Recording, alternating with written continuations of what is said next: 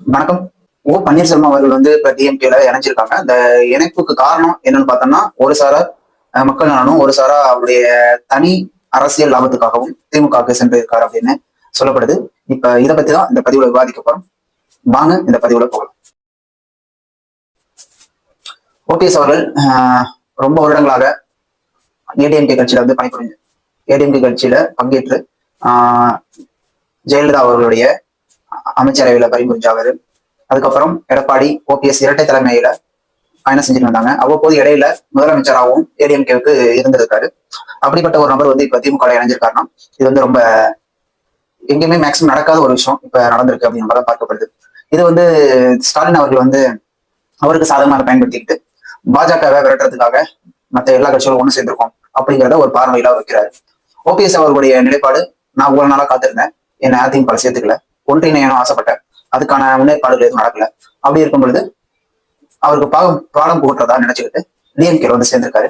அவர் சேர்ந்ததுனால அவருக்கு அவருடைய பையனுக்கும் பலன் கண்டிப்பா இருக்கும். ஏன்னா அவரோட அரசியல் வாழ்க்கை முடிகிற தருவாயில இருக்கிறதுனால அவருடைய பையனுக்கு ஒரு நல்ல அரசியல் கட்சியில சேர்த்துட்டு போவோம் அப்படிங்கிற மைண்ட் செட்ல வந்திருக்காரு. ஏன்னா டிஎம்கேக்கு வாய்ப்பு இல்லை, தமிழக வெற்றி கழகம் புதுசா வந்திருக்க கட்சி, அதுக்கு என்ன ஃபியூச்சர் இருக்குன்னு தெரியாது. அதனால டிஎம்கே பக்கமே அவருடைய பையனை கொண்டு சேர்த்து விட போயிருக்காரு நான் பாக்குறேன். கண்டிப்பா அவரு இந்த தேர்தலில் நிக்கலாம், பையன் கூட நிக்கலாம். அது வந்து கட்சி முடிவு பண்ணும். அவர் அதுக்காக தான் போயிருக்காரான்னு பார்த்தா அப்படி கூட நம்ம சொல்ல முடியாது. ஃபர்ஸ்ட் சொன்னதான் காரணமா இருக்க வாய்ப்பு இருக்கு. இன்னொரு விஷயம், மக்களுக்கு நல்ல ஆட்சி கொடுத்துருக்காங்க திமுக அப்படிங்கிற விஷயத்த ஓபிஎஸ் அவர்கள் சொல்றாரு. அப்ப இன்னொரு விஷயம் சொன்னாரு, தீய சக்தின்னு நான் இது வரைக்கும் டிஎம்கே சொன்னதில்லை அப்படின்னு ஒரு வார்த்தை சொல்றாரு. எம்ஜிஆர் அவர்கள் சொல்லியிருக்காங்க, ஜெயலலிதா அவர்கள் சொல்லியிருக்காங்க, இப்போ விஜய் அவர்கள் சொன்னாங்க. இப்ப எம்ஜிஆர் அவர்களும் ஜெயலலிதா அவர்களும் சொன்னது அப்போ பொய்யா? இவர் சொல்றாரு நான் தீய சக்தின்னு சொன்னதில்லை அப்படிங்கிற ஒரு வாதத்தை வைக்கிறாரு. எடப்பாடி ஆட்சி வந்து ஒரு சர்வாதிகாரமான ஆட்சி. அந்த ஆட்சி வந்து இவங்களுக்கு ஏடிஎம்கே வந்து இவங்களுக்கு எந்த விதத்திலும் தமிழ்நாட்டுல நிலைச்சு நிற்காது அப்படிங்கிற ஒரு விஷயத்த வந்து எடுத்து வைக்கிறாரு ஓபிஎஸ் அவர்கள். இது எல்லாமே அவர் மேல உள்ள ஒரு வெறுப்பு, ஒரு கோபம் இவ்வளவுதான் காட்டுது. அதாவது சசிகலா அவர்கள் எடப்பாடிய எதிர்த்து ஒரு கட்சி ஆரம்பிச்சிருக்காங்க. அவங்க வந்து என்ன பண்ண போறாங்க பெருசானா ஒண்ணும் பண்ண மாட்டாங்க. எதிர்ப்பு வாக்குகளை பிரிச்சு விடுவாங்க, அதுதான் அவங்களால பண்ண முடியும். அதாவது ஏடிஎம்கேக்கு போற வாக்குகளை பிரிக்கிய வேலையை தான் அவங்க ஆரம்பிச்சிருக்காங்க.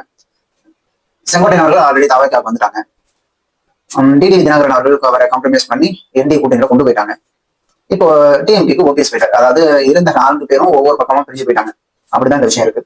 அப்போ ஓட்டும் அந்த ஏரியாவில் ஓட்டு எல்லாமே 4 பக்கம் பிரியுது. அப்படின்னு இருக்கும் பொழுது டிஎம்கேக்கு தான் இது கிட்டத்தட்ட சாதகமா அமைகிற வேலை, சாதகமா அமையும். அப்படிப்பட்ட சூழ்நிலை தான் டிஎம்கேக்கு அமைஞ்சிருக்கு. இப்போ ஓபிஎஸ் அவர்களுடைய வருகை வந்து திமுகவுக்கு பெரும் வளர்ச்சியை கொடுக்குமானா இல்ல, பெரும் பின்னடைவான்னு கேட்டா இல்ல. இது கிட்டத்தட்ட அவங்களுக்கும் பின்னடைவுன்னு சொல்ல முடியாது. அவர் வருகைனால அவருக்கு நல்லது. டிஎம்கே இப்ப அங்கே அதிமுக ஒரு முதலமைச்சரை இங்க வந்துட்டாரு அப்படின்னா பர்செப்ஷன் வைஸ்ல ஒரு சின்ன ஏதாவது அவர் பேசுறதுக்கான விஷயங்கள் கிடைக்கும் ஸ்டாலின் அவர்களுக்கு. அது மாதிரி விஷயமா தான் ஓபிஎஸ் பார்க்கலாம். ஆனா எடப்பாடி சைடு இருந்து பார்க்கும்பொழுது அவர் வந்து ஒரு எந்த விஷயமும் நீங்க பேச வேண்டியதில்லை, கோர்ட்டுக்கு போக வேண்டியதில்லை, சின்னத்துக்காகவும் சரி கட்சிக்காகவும் எதுவும் போராட வேண்டியதில்லை. ஒரு நாள் அது மாதிரி விஷயம் வந்து எடப்பாடி அவர்கள் சந்தோஷமா தான் இருப்பாங்க. ஏன்னா அவர் வேண்டாம்னு சொல்லிட்டு இருந்தாரு. ஆல்ரெடி டிஎம்கே சைட்ல இருந்து சேகர் பாபு அவர்களோட பேச்சுவார்த்தையில இருக்காரு அப்படின்னு விஷயம் வந்து ஆல்ரெடி வந்தது. அதனாலதான் அவர் கட்சியில விட்டு நீக்கணும்னு சொல்லியிருந்தாரு. ஆனா அந்த விஷயத்த வந்து இப்ப அவர் போய் சேர்ந்ததுனால இது நிர்மூலம் ஆயிருக்கு. இனிமேலுக்கு எடப்பாடி அவர்கள் வந்து ஈஸியா அவரை வந்து தாக்குறதுக்கான நிறைய விஷயங்கள் அவருக்கு நிறைய இருக்கு. அதை கண்டிப்பா அவர் செய்வாரு. இப்போ இதெல்லாம் நம்ம வச்சு பார்க்கும் பொழுது தமிழக வெற்றி கழகத்துக்கு வந்து ஓபிஎஸ் அவர்களுடைய தொண்டர்கள் எல்லாரும் வர்றதா ஆல்ரெடி அறிவிச்சிருக்காங்க. அவர் கூட இருந்தவங்க எல்லாருமே, அதாவது நாங்க தாவை கதை போக போறோம்னு சொல்லி கருத்து கணிப்பாட்டாங்க. தாவை கதை போக போறோம்னு சொல்லிட்டாங்க நிறைய பேர். அப்ப அவர் வந்து அதெல்லாம் கேட்காம டிஎம்கே போய் சேர்ந்துட்டாரு. அது அவருடைய குடும்பத்தில் ஆலோசிப்பாரு, இது மாதிரி பண்ணுங்க சொல்லிப்பா. அவங்க எல்லாம் அங்க போயிட்டாங்க, மற்ற எல்லாரும் இங்க வந்துட்டாங்க. அவ்வளவுதான் நடந்து முடிஞ்சது. இப்போ இது இந்த அரசியல் சூழ்நிலை வந்து யாருக்கு சாதகமா அமையும்னா கிட்டத்தட்ட திமுக தான் சாதகமா அமையும். ஆனா நிறைய கருத்து கணிப்புகள் வந்ததுல வந்து தாவைக்கா அண்ட் டிஎம்கே அப்படிங்கிற போட்டி மாதிரி நிலவுது.